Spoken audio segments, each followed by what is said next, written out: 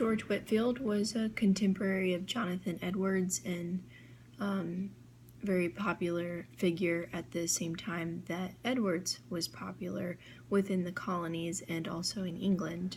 George Whitefield preached more hours than he slept, sometimes 60 hours a week, speaking to crowds.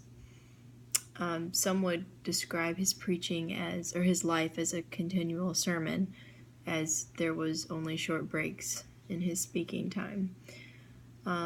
He mostly spoke outdoors because he wasn't accepted in many churches, considering he spoke outside and there wasn't any microphones in those days.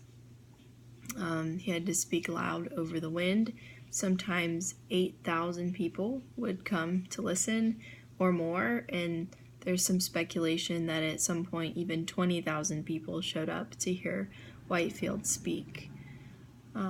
He was very theatrical, and that was one reason a lot of people listened to him regardless of if they agreed with him, because at that time preaching was relatively boring and just straightforward and dry, and Whitefield believed that he should tell Bible stories just like they really happened in real life, and with the drama that occurs in everyday life when you're going through trials and tribulations.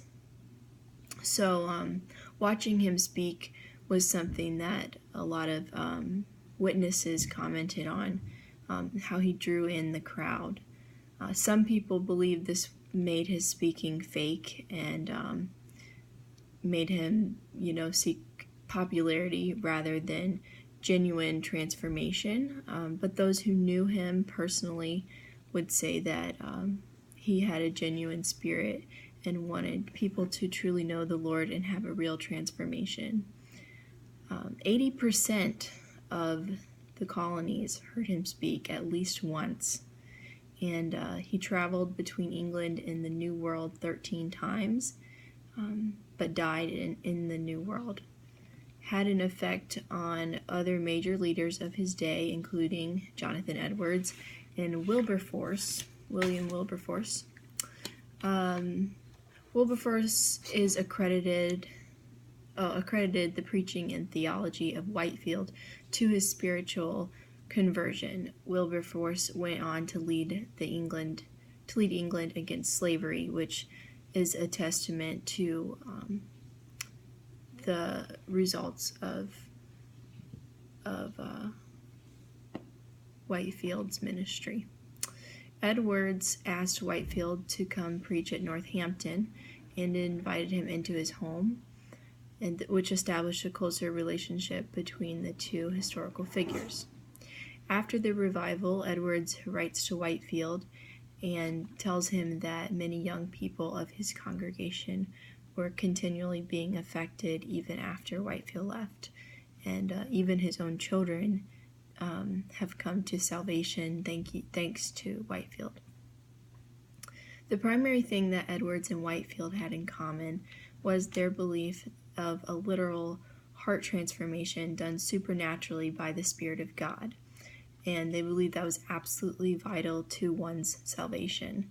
This obviously caused controversy between old lights and new lights, as Edwards and Whitefield were essentially calling many people in the church as well as church leaders unconverted. This explains why Whitefield often had to preach outside, and he even wore a scar on his forehead from an attack. People really didn't like not being called true Christians. Whitefield explained his time of conversion happening during his college years in his 20s, when the biblical education he was receiving was extremely self-controlled and diligent, but it didn't affect his heart or change him until the Spirit of God intervened. Although Edwards differed from Whitefield in preaching style and personality, their comparable understanding of the Spirit's transformational work and salvation remains evident.